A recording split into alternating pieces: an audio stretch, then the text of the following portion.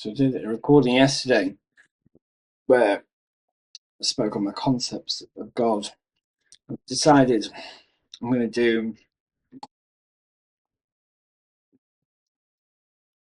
some explainers, and if anything else for me to understand. So I've got the idea of I'll continue what I've started on God, history and spirituality, the universe, then do one on Christ consciousness, Buddha, balance, then one on money, society, global structure and capitalism, then one on purpose, then one on personal development and alchemy, then one on the body as a temple and the spiritual significance of the body. Then I'm going to do one on love, on art, one on media, one on scientific pursuits and the limitations, which I believe can be caused by scientific pursuits. Although they are obviously important. Let's just do this. I'm addicted. So let's end it now. I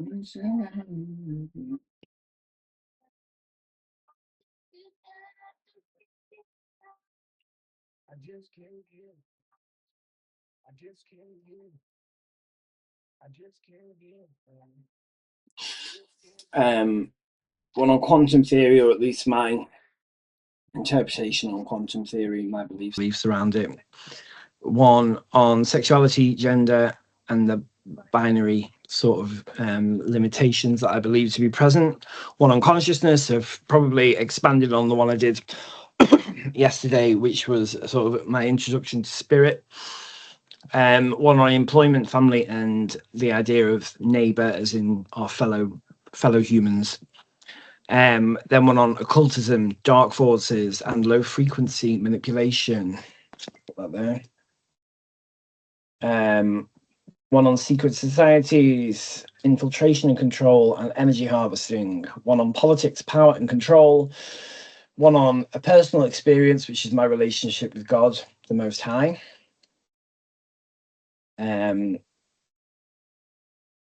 So I'll talk about specific instances where God's been present, and I've had advice, guidance, and communion with the Most High through Source. Then I'll do one on personal development and cover addiction. I was just listening to a song which gets me emotional every time it's on. And then relationships, challenges, and insights from such. Then I might do one on who I believe to be positive people of significance in history. So Jesus, Buddha, Plato et al., Einstein, Tesla, Alexander McQueen, from an art perspective. And then also negative people, obviously Hitler, Goebbels, who was the architect of propaganda as we know it, Disney, the Sackler family, who are responsible for the opiate crisis in the world, but particularly in America. The impact of families like the Rothschilds, Ford in his structure of the working week, Rockefeller, etc. And then one on karma, judgment of actions, including attempts to get out of jail free and the inability to do so. So that's a nice little series. So what I'm doing is I'm streaming. There you go. I need to look at what I'm doing. These are going to probably be, as much as they're explainers, it's just should be muted.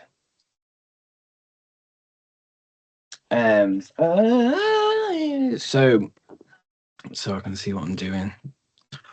I suppose some of them will be almost live research. So, but because of the way that my brain works, sometimes it's easier for me to pull things up in order to reference them or to provide more context. And I think some of the things that would be discussed are from a personal opinion. But I like my personal opinion. I like what I have developed in terms of an understanding, and I'm very grateful, very fortunate to God and to the whole for the ability that I have to articulate what is inarticulatable. I don't think that's a word. And there's one thing I wanted to check, and it was, I say haunting. It wasn't haunting me. if that was if this was the only thing that was haunting me, I think I'm all right.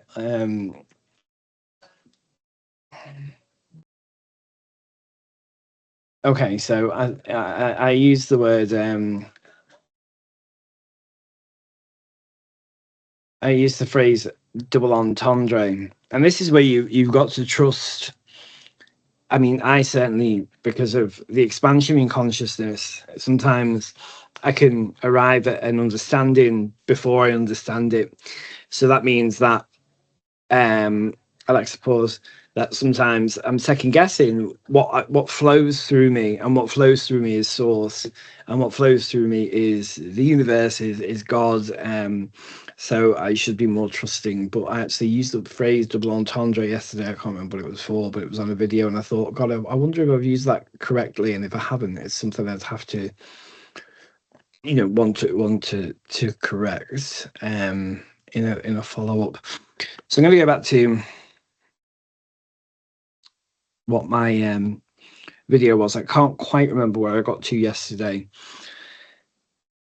but I suppose I spoke about source being the origination of all, being the mind of God, of which we are within, being every frequency, and as matter we are as a particular vibratory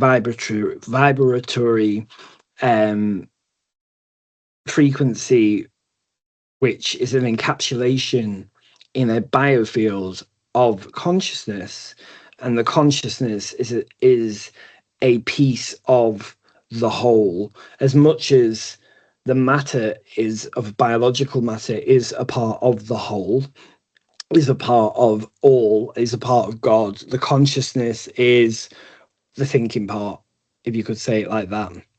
The consciousness is the thinking part, and it's not limited. So the idea, and I believe, I think I listened to an audio book or an audio video on the idea that consciousness is not finite and limited to the brain's activity. And actually it struck me, because without understanding quite how I was of that opinion, I knew that already. I knew that consciousness, whilst is sort of processed within the brain. I've got a nagging, tiny little interference on my skin. I knew that actually somehow that the consciousness was not limited to what is in our brain. And I suppose the more traditional scientific understanding would be that consciousness is limited to brain matter, the tissue in the brain, and that there's a neural network which allows access to the different parts. But it's what I would say and believe is that that's not the case, and that instead consciousness is processed through the brain as a stream, and a stream is limited only to the spectrum of which you are attenuated. So that's the attunement. so that you are only limited to the attunement of which your brain is prepared to frequency to operate at in terms of frequency. So frequency can be long wave or short wave, and the idea is that on a high frequency, high energy bandwidth or scale, the high frequency allows for more information, and therefore a higher frequency allows for more processing, or at least in theory the stream of more information. But the brain as a I should have the brain on my favorites. The brain as a conduit of the frequency which is all around us. The brain needs to be prepared effectively, not only to pick up the additional bandwidth in terms of being able to attenuate and attune to it, but then also that the brain is correctly prepared in order to process all that information. It's almost like if I gave a fiber broadband connection to a computer from 1980 and tried to force Avatar in 4K, it's never going to work.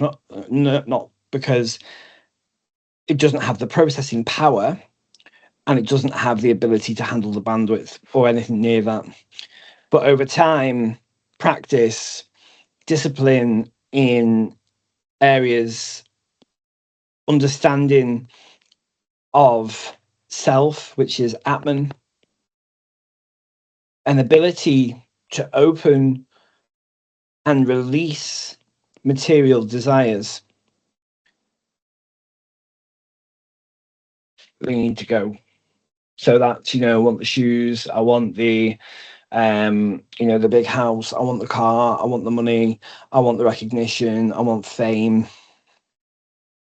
Because in our descent from source, we have already agreed to the terms of our duration on this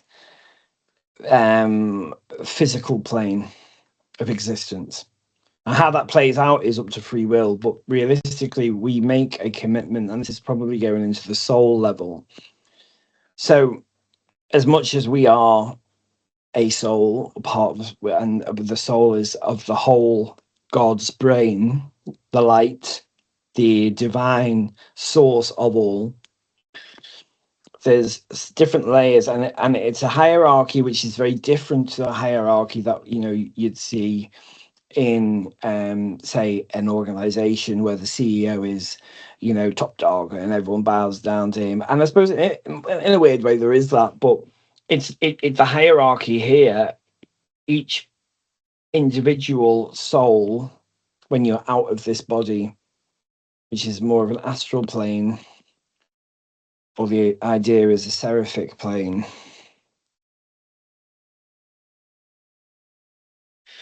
when you're not in a descent of matter on, I need to put a little world there. I mean, not this is just scribbles, isn't it? It's just going to look absolutely mental.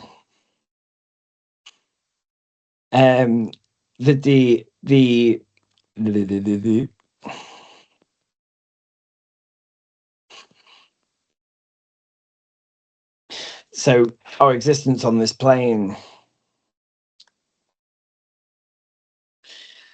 we are here because, as I've said in the previous video, we're here to experience for God. So we're here for God to experience itself, for God to experience and actualize all potentiality. But that's probably a very macro position to look at, because there's lots of layers to that. And as much as there's layers to consciousness and the expansion of such, the core soul is always part of the main source, but it itself is in different dimensions. So you might hear the word like 4D, 5D, 8D, expansive living, or expansive consciousness, attenuation, attribution, achievement, when we're not on this plane, which is in a way what I would say is a traditional hell. It's a difficult plane for a reason, as we are existing almost simultaneously as well, because it goes back to this concept of the whole of the one. Our existence as a soul in other realms, it itself has a desire to, the soul itself has a desire to facilitate the experience for God's mind, Barbello, because it itself wants to expand in understanding, and it's almost like you get checkpoints, or you get you get gold stickers on a board, which allows you to do more. And when we are not on this plane, when we are at our soul level, which is, I mean, anything above the 3D reality that we live in those environments, we are selfless. And I suppose this earth, and particularly with the way it can be leaned into through society, through culture, through the purpose of being here, which is to experience, in a sense, hell, living hell, with good reason. But those, you don't have to be like that, by the way, but those experiences are very different on different realms, because once we are out of this body and we're in another realm of existence, we understand that we are one. Everything we do is to service, and the idea of service is almost binary, in a sense that you can be selfless or selfish, and selfish as a frequency would be dense and low, and will remain dense and low, whereas selflessness allows you to ascend. But that actual commitment to selflessness, that genuine intention behind your desire to be selfless, to serve others, to help others with their experience, to help others ascend, to help others, yes, experience the potential, the ultimate potentiality of everything as part of our duty to God, and the universe, because we're about expanding and not about constricting and contracting. That once we're out of this body, out of this dense matter, and obviously speaking about consciousness, the aim is that you work to get out. We work to ascend out of this body, even when we're stuck on this 3D plane, and even if it's for 10 minutes a day through things like meditation. But our core values are so different, and as much as there is a frequency, as we descend, we are not able to operate at that high frequency, have that awareness, have that understanding, have that true self, because as we have descended onto this plane through all this muck, so to speak, antimatter, if you should look at it from a physics perspective, we have become distorted. And that sounds probably a bit scary, but it's more, well, I suppose it is in a sense. The distortion is to take us away from our natural elemental source being, our scoop of God, of the grand soup of the universe, the distortion is by design, to to ensure that there is, if we just were just scooped out at, perfect source resonance, there's no separation. You can't scoop out if we are just automatically as one with the universe, as as we began. But that distortion which happens, which is the matter which reduces the frequency that we're able to operate at and achieve and connect with, is by design so that we work through whatever it is on this plane we've got to work through to connect with God. And connecting with God is not Hail Mary, full of grace. I mean, it can be for some people, but truly the connection with God is so personal. It should be as well, so personal, so individual, so sacred. And that's not achieved in a organized religious, an organized religious matter.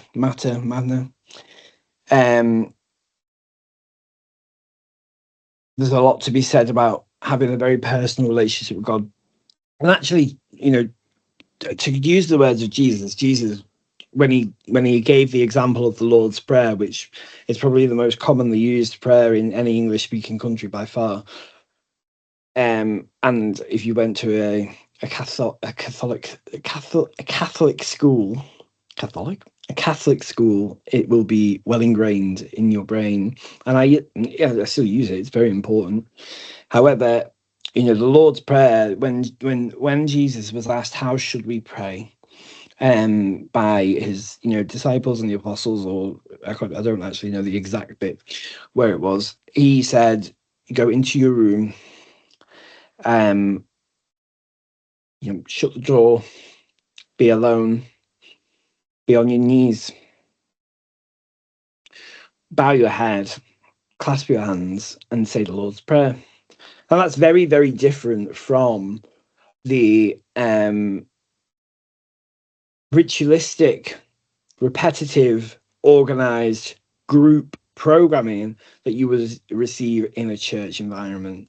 So the pews, the repetition every Sunday with perhaps some interpretation of some world events, and then the process of confirmation and baptism.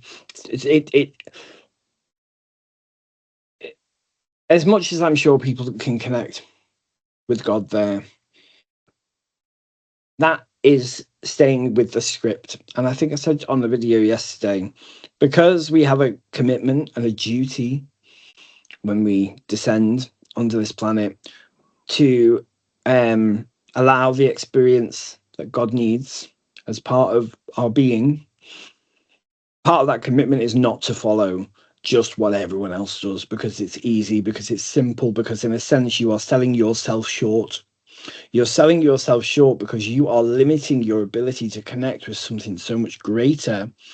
And it's understood why that happens. I suppose that's part of the test. But realistically, true divine connection is achieved on a very individualistic and personal relation through an individualistic and personal relationship with God. And that doesn't have to be a man on a cloud. God can manifest itself in infinite ways. But you'll be able to tell through your heart whether you're engaging with source or whether you're engaging with distortion. And God comes in many forms in this hierarchy. So aeons, archangels, They are and I'm probably going to say this word about 5,000 times on these recordings, decantations. So the decantation of the divine. So the scoop of the grand soup. I sound like Boris Johnson, you great supine invertebrate, jelly invertebrates. The grand soup. Oh God. The grand soup of God's mind. So I spoke yesterday on Christ, which is a whole frequency field.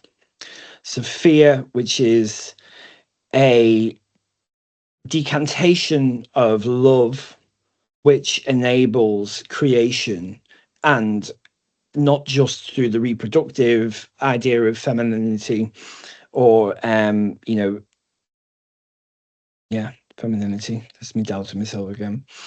But also through the mind, because these two loves are almost in a coherence.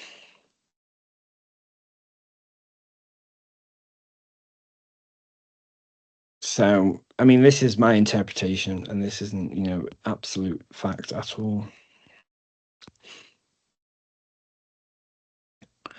So, if I was to look at it in an encapsulation of matter, I'd put Sophia as the mind, but the part of love in the mind, and then Christ as a consciousness which is achieved through the heart, which might sound crazy. How do you think through the heart? At least someone might say to you, go with your heart. Your heart is a engine, is a mind in itself. And the greatest combination that can be achieved, at least from my personal humble belief, is a coherence between the two, where the two are totally aligned. So you're thinking with your heart, I suppose, thinking with your heart, the two are completely intertwined. Heart being Christ consciousness, mind being creativity. And I know that's the male and female, and you could well just be like I am, it's duality. But the coherence between the two is achieved by the exploration of what the heart wants. In fact, it's a great song. It's by Selena Gomez, the heart wants what it wants. And it does, because despite the distortion, I suppose you could liken this to this.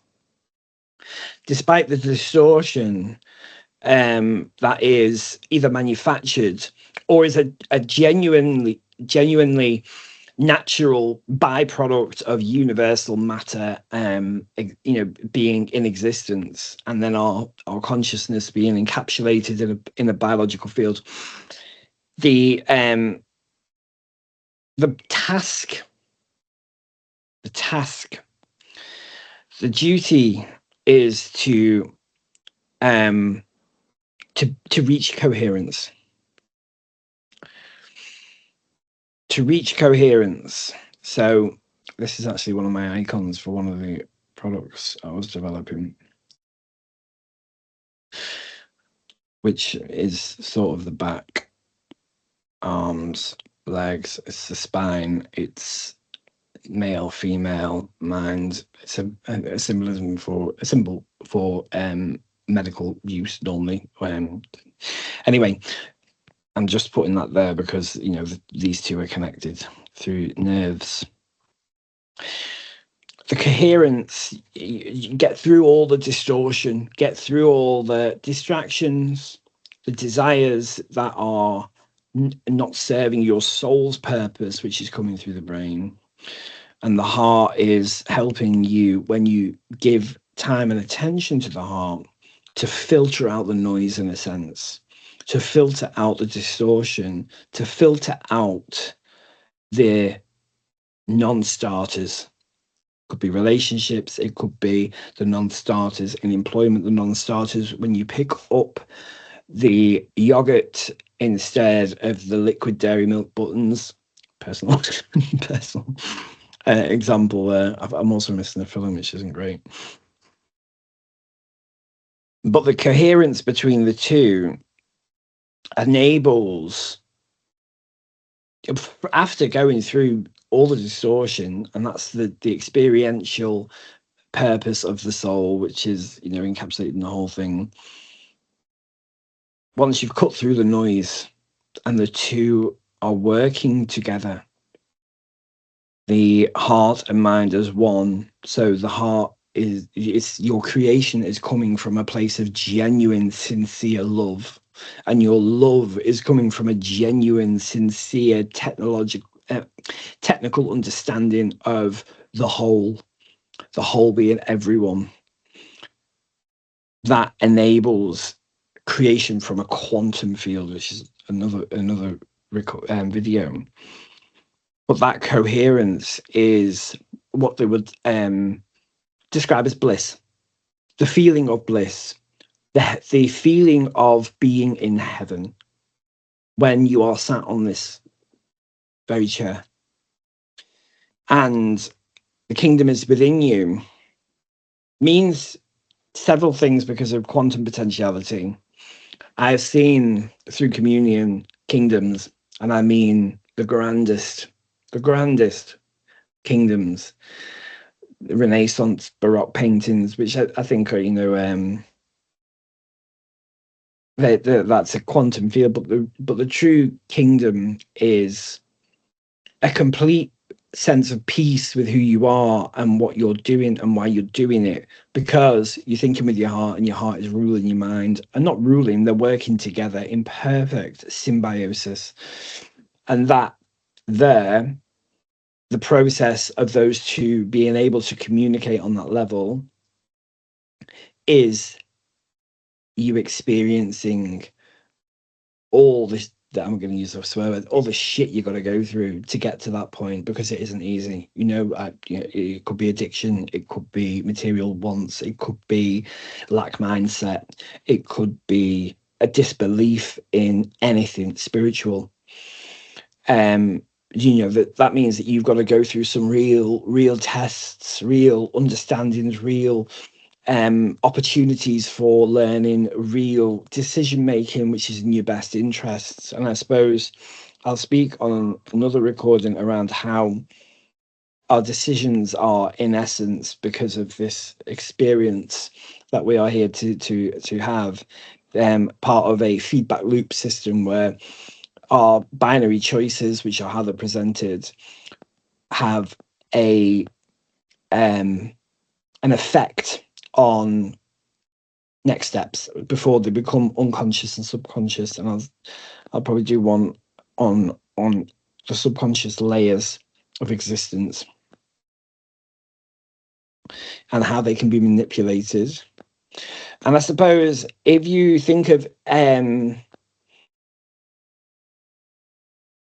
everything being God's mind, so we are God experiencing itself right now. This book is a form of God, although it is not conscious in terms of a thinking perspective. It's still a matter which comes from source. And as much as there's positivity, there's so much darkness, which is still God, is still an aspect of God because of balance, and exists to enable the experience of the potentiality of all things in itself, because it itself is a resistance to the light. And that I've spoke on the recording yesterday about my personal experience, but in the divine nature, the divine comedy that is the universe, it exists for a reason, and it is still part of God, although our purpose is to break through that as an individual. But as a resisted, as if I have a consciousness now, I have feelings through the coherence of my heart, but they exist without coherence, but they're in alignment. The negative thinks too, and we all have the negative within us, whether it's the way you look at yourself in the mirror and you're not quite happy with your body. It's the way that you judge someone. It's the way that you hold an opinion which lacks true humanity, where you are being, nasty, where you have fear, where you have guilt, where you have trauma and suffered from trauma. All of those things are a consciousness in themselves, a decantation of this negative. And that negative can think. And it's synthetic in a sense, because true light is true source, white light, but it does exist and needs to be cut through almost. And we can embody that darkness. We can integrate that darkness. And as part of our descent, we integrate more darkness than we do light. After like 3 days or something, it starts to reverse. But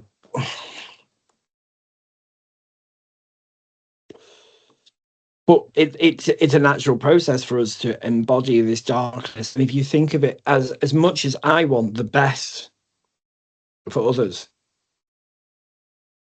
and when I say others, I mean the whole. I want growth, progress, beauty, art, collaboration, unification, appreciation, a lack of discrimination, hatred, war. That's the antithesis of what I like. Should my proportion be balanced more negatively, my thinking patterns, my associations, my desires may well be more dense. And as an individual, it's quite proud, or not to say that I've overcome a lot, including addiction. I know that when my balance was dark because of external factors that were a distortion from my true self, my soul self, and actually were a resistive force in keeping me dark. But that darkness manifests itself in a sense. That's what I'm probably trying to say. If I'm proportionally more balanced with darkness in terms of suffering from addiction, and it doesn't have to be the physical one, it can be it's the greed. I am very open in saying that when I was an addict, as many people will maybe not admit but are, there's a greed around it in terms of consumption, quantity, desire for it, and things that are associated with that sort of behavior. That's a negative behavior in itself, and that's almost in itself thinking negatively. So if you've got more of that in you, you're dealing with addiction, you're dealing with a lack mindset where you can't see any way out other than the need for loads of money, or just money, or to look a certain way, or to be seen by people in a certain light, people who actually are even more of a distortion from who you are meant to be and who you are here to be. That in itself is a thinking that you've got that lodge of dense consciousness acting for you. And by the choices that we make subconsciously and consciously in this binary feedback loop, we deepen and worsen the integration of the density or the light, and then that has a ripple effect in terms of how it manifests itself in our behavior, our treatment of others. So as much as I want the best for the world and the universe, and I want growth and expansion and a connection in every other sense, and love, not in a romantic sense, true core unadulterated, unfiltered, unconditional love. As much as I want that, it would be fair to say that if you are proportionally darker, your focus, desires, and intentions are applied to more dense frequency activity, associations, groups, and that's the important bit, is to find those moments of light. That connection with God allows you to get that spark of light for a glimmer. So when in the Bible, when it says you need faith as small as a mustard seed, once you have the light, in a sense that you've seen it for that split second and you're able to hold on to it. And we see this all day and every day of our lives. It's the way that someone might compliment us and the way it makes us feel. That's a glimmer of this light. That's a glimmer of the light. The way it makes us feel, that is the glimmer.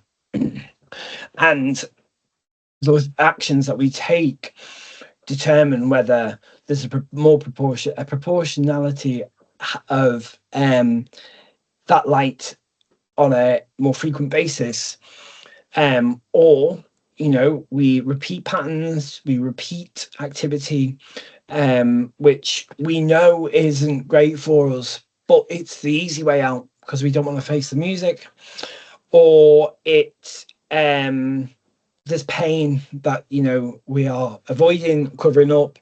There is too much going on in the world, so we're distracting ourselves through various means. All these things are a natural byproduct of the environment that we live in and the experiences that would be the easy way to experience things.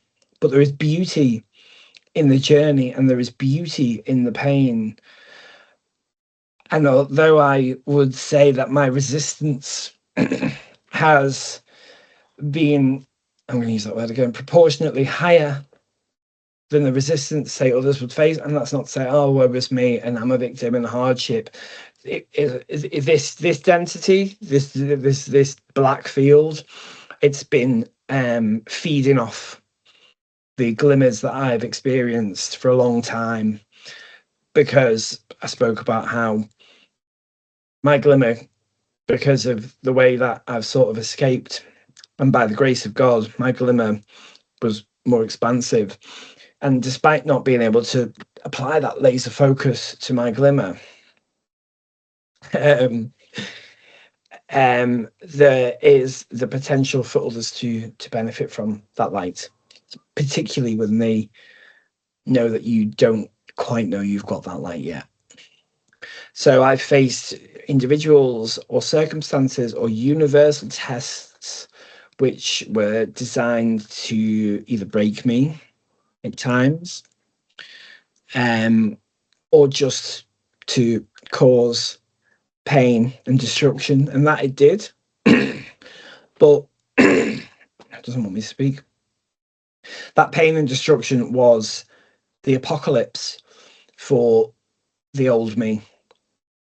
And by the death of the things that were not meant to serve or continue in my life, and because it's one of them, when someone shows you their true colours, take them at their word for the first time.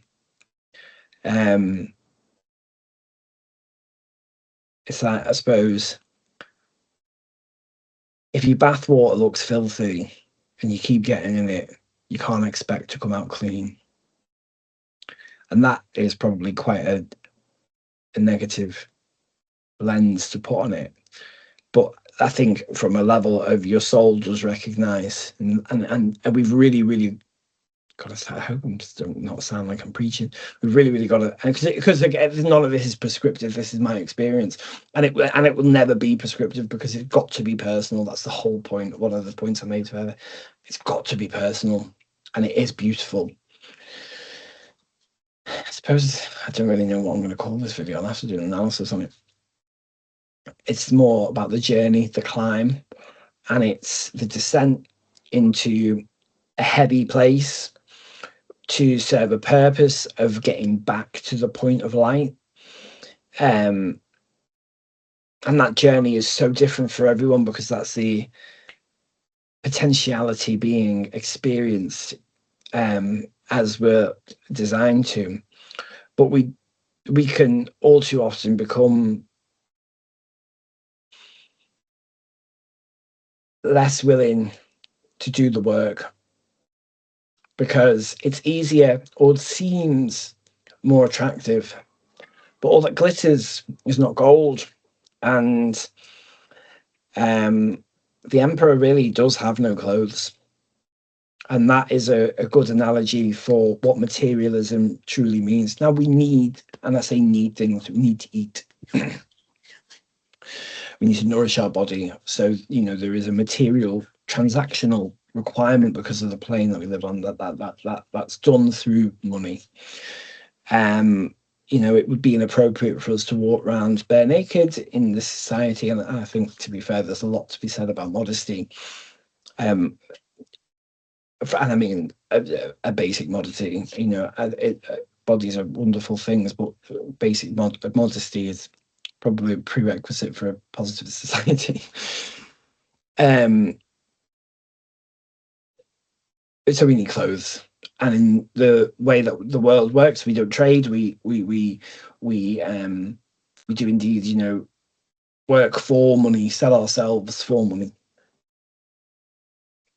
So there is a need for a process, but I suppose as you become in coherence of your heart and mind, the flow of that changes in terms of, do I want the Dior men's trainers that I've seen when I've walked past flannels at 850 quid, or am I all right with a pair for 13 quid that I got from TK Maxx, because they still look good and they do the job? And I suppose that's a really easy way to say that when your heart and mind is in coherence, that you're able to look at things totally differently and still appreciate them for what they are. And part of that appreciation is part of understanding, I suppose, the whole, but that's a really bad way of saying it.